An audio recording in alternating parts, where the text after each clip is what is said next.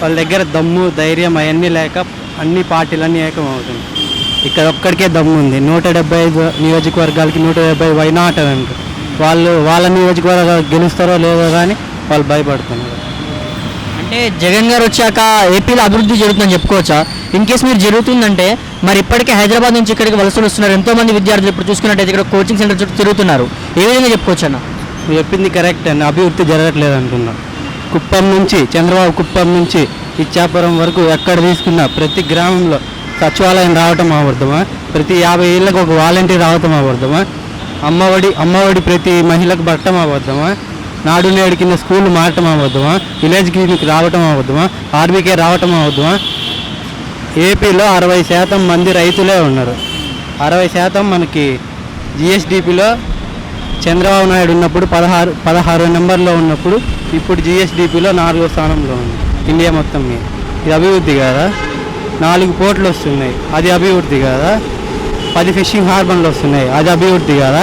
ఇదంతా కనిపించట్లేదా? చంద్రబాబు నాయుడు ఉన్నప్పుడు ఏం చేశాడు? అమరావతి బ్రహ్మరావతి అని 3 లక్షలు 4 లక్షల కోట్లు ఏపీలో ఉన్న సంపద అంతా ఒక చోట పెడితే ఎక్కడ అభివృద్ధి జరిగిద్ది?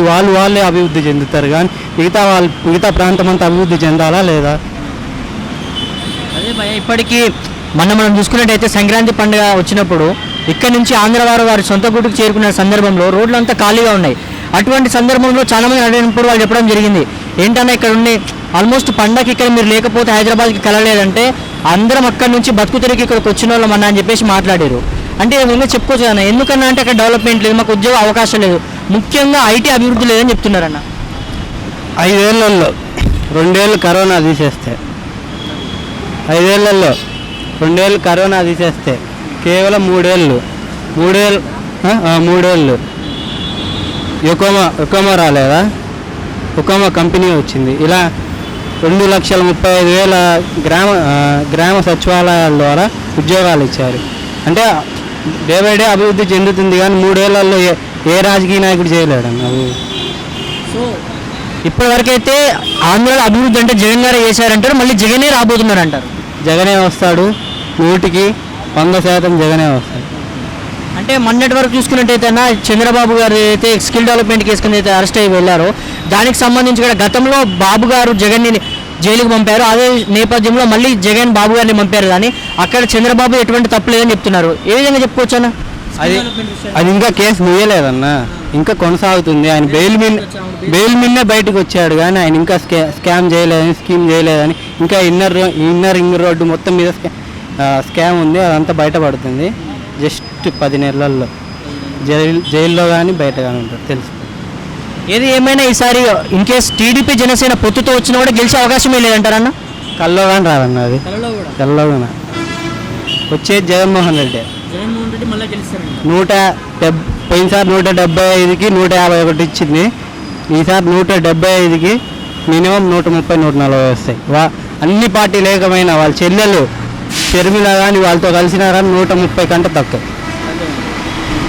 ఇప్పుడు చూసుకున్నట్టయితే నార్మల్గా అభివృద్ధి మీరు అన్నారు, అభివృద్ధి జరుగుతుందని మీరు అంటున్నారు.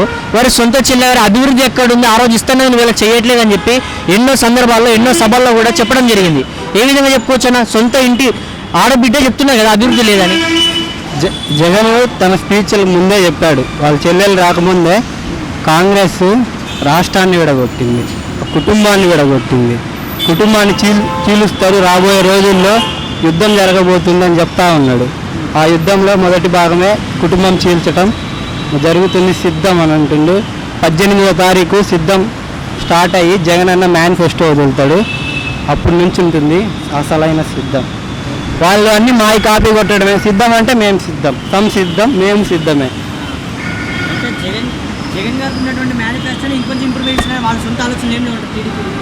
ఏమున్నాయన్న తెలంగాణ కర్ణాటకలో మేనిఫెస్టోలు కాపీ కొట్టొచ్చి ఇక్కడ సూపర్ 6 అంటే ఎవరు నమ్ముతారన్న? పోయినసారిగా అని చెప్పాడు బాబు దీపం పథకం అని ఏమి ఇచ్చింది ఆయన? ఏమీ లేదన్న. బాబు నమ్మితే మోసపట్టం తప్పితే ఏమీ ఉండదు. ఇప్పుడు చాలా సందర్భాల్లో అన్న ఇక్కడ ఒకటి హైటెక్ సిటీ, హైదరాబాద్లో ఒక హైటెక్ సిటీ ఉందంటే దానికి కారణం బాబు. ఇదే కనుక ఒకవేళ బాబుని మళ్ళీ గెలిపించుకుంటే ఇక్కడ ఎలా అయితే మెట్రో ఉందో అక్కడ అంత అభివృద్ధి జరుగుతుంది. ఇప్పుడు ఒక్కసారి గెలిపించుకుంటే 5 సంవత్సరాల్లో ఎంతైతే అభివృద్ధి జరుగుతుందో దానికి డబుల్ ఒక 5 సంవత్సరాలు వేస్తారని చెప్తున్నారు. అభిప్రాయం? అంటే నువ్వు చెప్పింది 100% ఐటీ అనేది చంద్రబాబు తేలేదు.